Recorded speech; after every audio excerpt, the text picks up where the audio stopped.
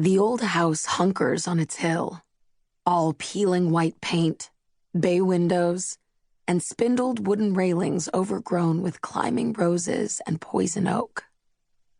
Rose runners have prized off clapboards that now hang snarled in the canes. The gravel drive is littered with spent casings caked in verdigrease.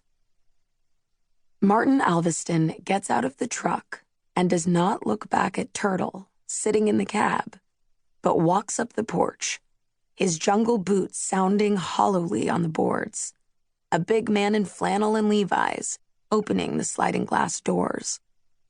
Turtle waits, listening to the engines ticking, and then she follows him. In the living room, one window is boarded over, sheet metal and half-inch plywood bolted to the frame and covered in rifle targets. The bullet clustering is so tight it looks like someone put a 10-gauge right up to them and blew the centers out. The slugs glint in their ragged pits like water at the bottom of wells.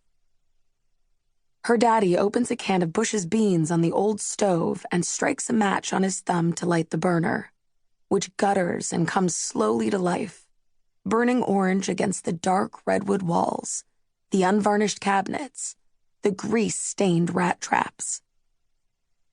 The back door off the kitchen has no lock, only holes for the knob and deadlock, and Martin kicks it open and steps out onto the unfinished back deck, the unboarded joists alive with fence lizards and twined with blackberries, through which rise horsetails and pig mint, soft with its strange peach fuzz and sour reek.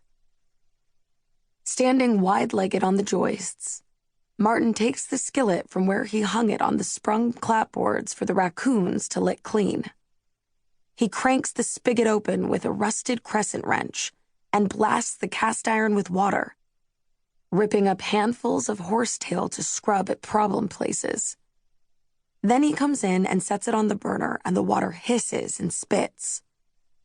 He opens the lightless olive green refrigerator and takes out 2 steaks wrapped in brown butcher paper and draws his Daniel Winkler belt knife and wipes it across the thigh of his Levi's and sticks each steak with the point and flips them one by one onto the skillet. Turtle hops onto the kitchen counter.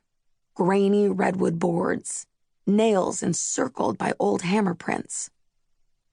She picks up a Sig Sauer from among the discarded cans and slivers back the slide to see the brass seated in the chamber. She levels the gun and turns around to see how he takes this, and he stands leaning one big hand against the cabinets and smiles in a tired way without looking up.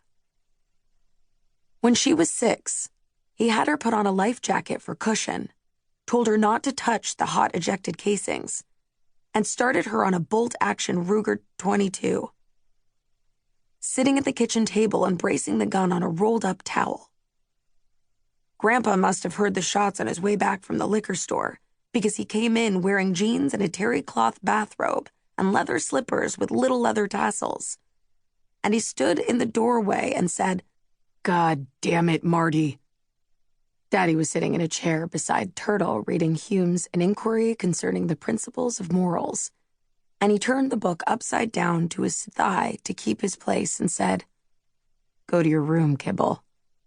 And Turtle walked creakingly up the stairs, unrailed and without risers, plank treads cut from a redwood burl, old-growth stingers cracked and torqued with their poor curing, their twisting drawing the nails from the treads, exposed and strained almost to shearing, the men silent below her, Grandpa watching her, Martin touching the glint lettering on the spine of his book with the pad of his forefinger. But even upstairs, lying on her plywood bed with the army surplus bag pulled over herself, she could hear them, Grandpa saying, "God damn it, Martin, this is no way to raise a little girl." And Daddy not saying anything for a long time and then saying, "This is my house. Remember that, Daniel." They eat the steaks in near silence, the tall glasses of water silting layers of sand to their bottoms. A deck of cards sits on the table between them, and the box shows a jester, One side of his face is twisted into a manic grin. The other sags away in a frown. When she is done, she pushes her plate forward, and her father watches her.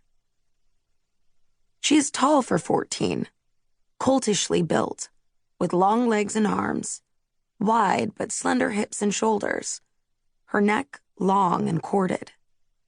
Her eyes are her most striking feature, blue, almond-shaped in a face that is too lean, with wide, sharp cheekbones, and her crooked, toothy mouth. An ugly face, she knows, and an unusual one. Her hair is thick and blonde, bleached in streaks by the sun. Her skin is constellated with copper-brown freckles. Her palms, the undersides of her forearms, the insides of her thighs show tangles of blue veins.